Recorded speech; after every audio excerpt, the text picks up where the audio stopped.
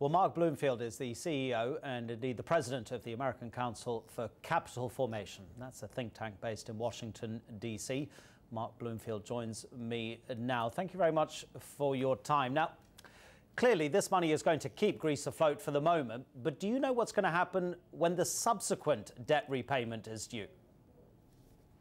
This is a modern Trojan horse, which could either provide poison or it could provide a turning around, which is significant for Greece, it's significant for the EU, and it's even significant for the United States and President Obama's chances of re-election.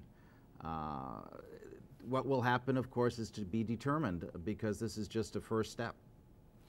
When a country doesn't have any particularly significant growth, when its businesses are not competitive, when its industry can't compete with its nearest rivals, what hope really is there?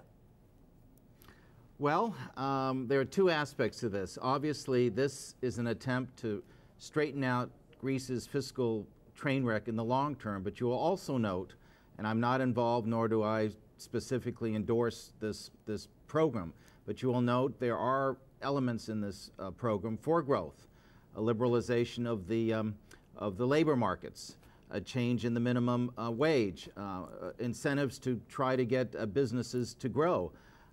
So that, of course, is the challenge. The real challenge is in the short term is, do we get economic growth? And in the long term, can we sustain it with a sound fiscal policy? In terms of the global economy, President Obama recently met the Italian Prime Minister Mario Monti. Mr. Monti said he was very, very happy with the backing he got for the reforms that he's trying to institute in Italy. What would be so bad about a smaller Eurozone for the US economy, for the global economy, for the European economy? Well, I think we live in a global environment, and I think there are certain advantages with lower trade barriers, with common currencies.